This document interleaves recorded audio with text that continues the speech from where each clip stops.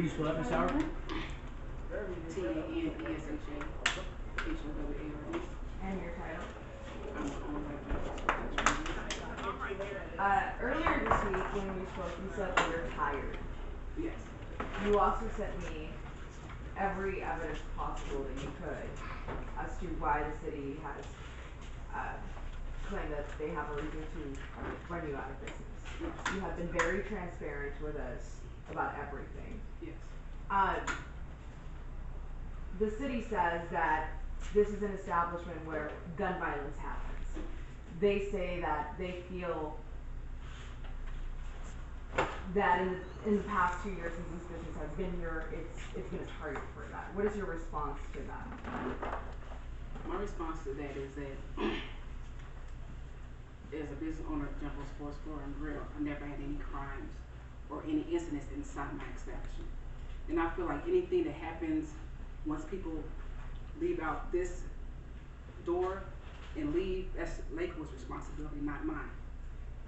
And I feel like they should not say that I'm the reason why the crime is going up.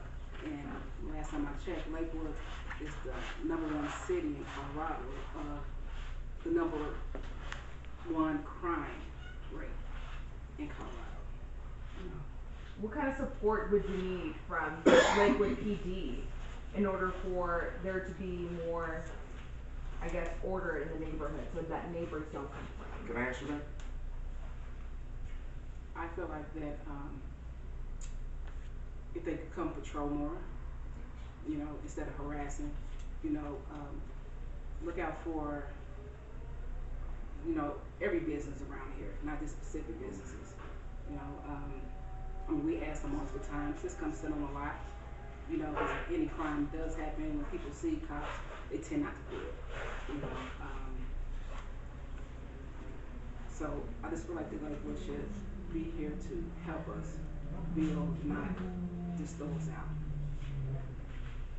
Miss Howard, where do your businesses stand right now? Give us a rundown of everything that's in operation, in compliance.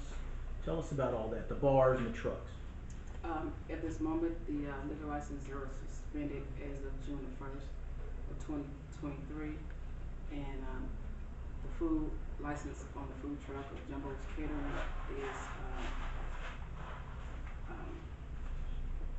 up to date.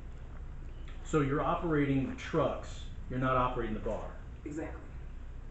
How have you made ends meet since the liquor license has been revoked? It's my reserve. Some cheeseburgers. I do I mean, I'm just trying, I mean, without telling my finances, I mean, it's a struggle. It's a struggle. I just want to add to that. Like I said, we have been talking to the city, getting those documents, trying to get answers as well as to why they revoked your liquor license. They say that after the liquor license was suspended, that people came into the bar claiming that. Here, let me read it because I don't want to. I don't want to say what is not right. They said something along the lines of, after the liquor license was suspended, an additional shooting occurred near the bar involving a patron who reported drinking at the bar. What would your response be to that? My response is that when our liquor license got suspended, I did not sell any liquor. Liquor at all. Incident that happened down the street, it had nothing to do with anything that happened here. I mean, if you watch the police cam, which I watched, the person is specifically saying Jumbo's was peaceful. There was a lot of people in there, and they didn't see no arguing or anything. And if it was something, it was an isolated incident. You know, they come to find out that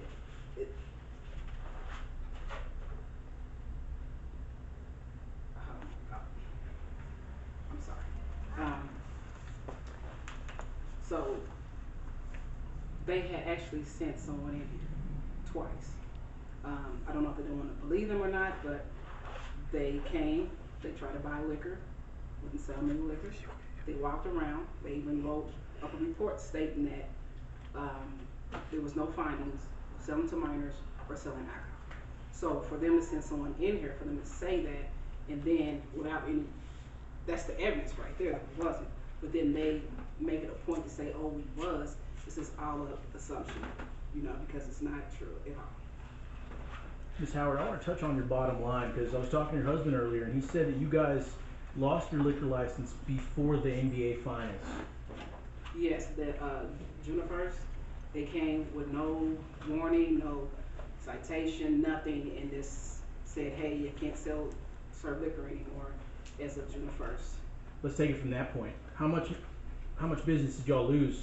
We lost a lot of business. I mean, pretty much just lost a lot. I mean, we opened up and we still had a nice crowd in here, you know, selling food, and they had a problem with that. And then that's the incident where they tried to say that we were selling liquor, which we wasn't selling none whatsoever. So we decided to shut down because I didn't want any more incidents from them trying to create to not be for me to get my liquor license back. And so we lost a lot of money, haven't really been open up. We go do catering jobs or open up the food trailer out there. But as far as having people come in here and listen to me shoot pool, watch games, I don't do that because I'm just too afraid that they're gonna create something else. And then when I do go, then I can't get my liquor license back. It's important to note there's a liquor store right next door. Yes, it's a liquor store right next door. Right. And How's that crossing your mind, or yeah, when you? you know, when they say that the liquor plays a big part, I mean, I sit here every day and I see neighbors and everything walking to the liquor store buying liquor almost every day. You know, people come, they go to the liquor store and buy liquor. So on that incident, if someone did drink, they should have asked them the right questions. You know, where'd you get the liquor from? Don't say that, you know, oh, I left Jumbo and I've been drinking. They can have it in their car and drink it. You know, you can't put things on me because you don't ask the right questions to get the exact right response. The honest response, the truthful response. And I have a question for you guys too. So this is Rashad Younger from Rocky Mountain NAACP. I'm the press secretary. I came out here and talked to you guys, and there was an incident that actually happened at your establishment where it was burglarized and there was property that was stolen. Can you speak about that and why you didn't actually talk to police about that? Yes. Someone somehow drove the door open and came in to stole our cash register. I get them on camera and everything, but like I was telling my husband, really, what is the point of calling the cops, which they're not going to do anything about it, just to have another call to my establishment? So I just let it be because I didn't feel like me reporting that was going to help me, you know, in any type of way. I feel like their motive is to run me away, so they would use that against me, like they use in a lot of things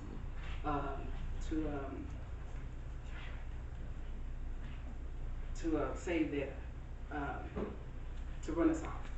You know, I mean, you know, a lot of them police runs is because me as the owner did my job, did my part on the liquor laws, but they use that against me.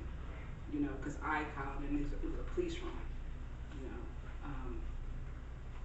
As a constituent, can I ask you a question? Yes. Can you tell me if the liquor people are minority next door that own that liquor store? Yes, they are Ethiopians. They are Yeah, Ethiopians. they're Ethiopians, and they. How long have they been there? They've been there for About 5 years, Yeah. 5 to 6 years. Five years. 5, 6 years. Yes, they have. Can you talk about the flood that happened and when? The previous owner, she was an Ethiopian, she sold the property, which of course I was trying to buy, but every roadblock was put up, so I couldn't buy the property. But you know, I had to put the rent pending on the property and everything, because they wouldn't sell to me. But that's another story. I'm sorry, ask that question again, I'm sorry. Can you talk about the flood that Okay, happened in okay. June? So once they bought sold the property, things start happening that I've been here 2.5 years, 3 years, never had a leak. it started pouring in here when it started raining. You know, one is they went up there and my son followed them, and he seen that if somebody was putting holes in the roof, and they found a knife, which I relayed that to the property manager, which is trying to evict me, throw me out for his own reasons. But when I told him that it was a knife up there, and hold on, let me rewind. Yeah. When I kept telling him it's pouring in, he never came to fix it. And then when I a while later, when I'm like, somebody been up there, we got proof. Somebody been up there putting holes in there, and it's a knife up there, and I'm gonna call the cops so they can do fingerprints.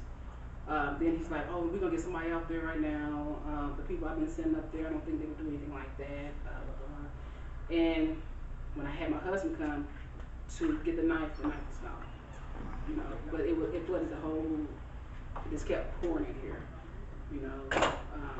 And that was when? That was last month. We have video of that.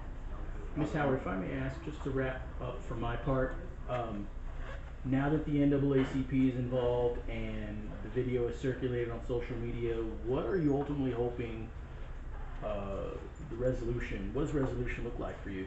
The resolution is to allow me to run my business, make a living, without being harassed and without every little incident running to me. You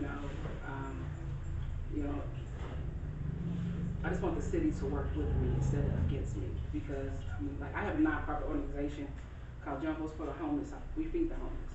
You know, before we even got here, this whole area right here in this corner was homeless people and drug addicts. Drug addicts and drug dealers. My husband personally, you know, ran them off, feed the homeless. Hey, let's help clean this up. You know, the homeless people start working, you know, with us to try to help clean up because we was feeding them. You know, I keep losing my train of thought. So what? Yeah, it is good. I just want to, and then my husband had to run in because he was pushing the drug dealers out. So it's like the neighborhood will want, will appreciate us for, help clean up this corner, instead, from her words, exactly, a lady that came and spoke with me that's in the neighborhood that's, I feel that's very racist, call me us colored people.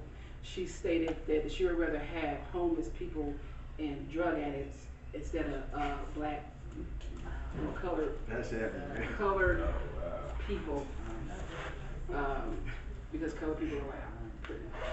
What's her name? Tammy. Her name is Tammy Crawford. Tammy Crawford? Tammy Crawford. Can you tell me who owns this property? It's another Ethiopian. Okay, good. Can you speak to the TikTok that went viral and what you see as the problem in the TikTok? The problem to me is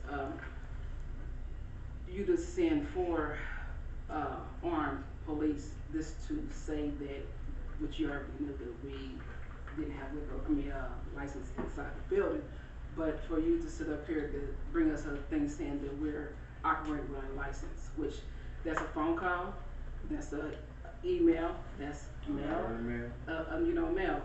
This is not the first time that they came with a whole lot of cops.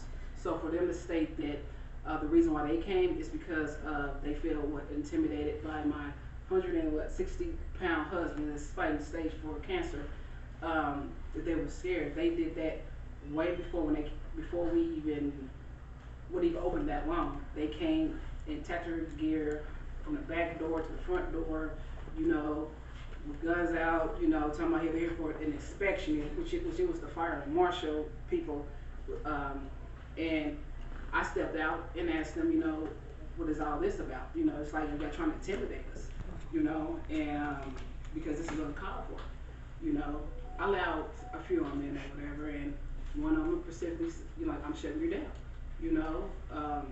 that's gonna be my job, to shut you down. A few of the fire people didn't like the way he was treating us, and they actually came back and gave us gift cards, you know, and apologized for that guy's behavior. So that's one of the things that stem of them trying to shut us down. They've been trying to shut us down ever since we got here. They just had to try to create evidence or whatever the case might be to have a reason to push us out. Lakewood Fire came back? Yes, Lakewood Fire came back and they gave us gift cards, and they apologized for the one guy's behavior. Because I put the fire out personally. The fire was out, and I got video of it. And I was tired, and I was hurt. I didn't even know I had fractured my arm. I had to get a cast. And I wore a cast for how long? Did I wear the cast? But I wore it for a while, about 6 or 7 months. And they was like, hey, get down, you going to jail. You going to jail if you don't get down. I had to sit down because I was out of breath. I just ran up there with 2 fire extinguishers to put the fire. So they kept intimidating me, telling me to get down. I'm not getting down till I get my breath. So when I did get down, you know, I'm injured. They didn't ask me if, you know, hey, can we check you out tonight? It was like, you know, next time we tell you to get down, you don't do what we tell you to do, you going to jail. So just like any other person, I'm a man. You know, what you mean? I'm going to jail, and I'm out here putting this fire out. If I was a white man, I'd have been a hero. You know, man saved his business, put the fire out. No, y'all want to take me to jail for putting the fire out. It didn't make no sense. And as far as when the fires, there was about 18 of them come in this building with about 8 police officers. And he said, I'm shutting you down because we had extension cord. He said, I'm closing you down, and then I put them all out. So that was, again, I was a reactionary because I'm like, you gonna close us down after all the money we spent? This is, get out. So if that's offensive to him, and I don't know what to tell him. You know, the same way he put the sign in the window, opening day when these guys when they won the championship, he come over here and I don't mean no harm, but he nudged me, like, get on out the way, nigga, and put that thing up in the window. And I just felt the racism, like, man, are you kidding me? And know that we went and filed a police All the report. liquor we bought for this, and you gonna say, I can't sell, I'm closed. All the food we bought, I'm closed, and we've been closed ever since.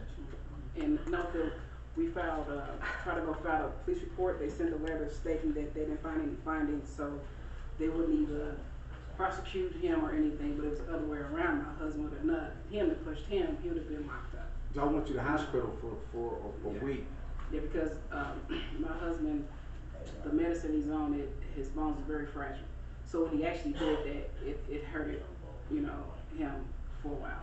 For a whole week, and they gave me, I ain't never had morphine in my life, and they gave me some morphine. Is there, I just want to ask, is there a GoFundMe for any of your cancer fees or the restaurant, or is there anything No, ma'am. established? No, ma'am. We didn't. You know, I had a food truck. You know, come buy a cheeseburger. You know, come buy some hot wings or something. Got it. Okay. When is the food truck open and where is it operating? Where can people come into Right here, right there. Every day we open daily. 6111 West Colfax. 11 to 12. You can call in. Get Jumbo Sports Bar and Grill. Is there anything you'd like to add?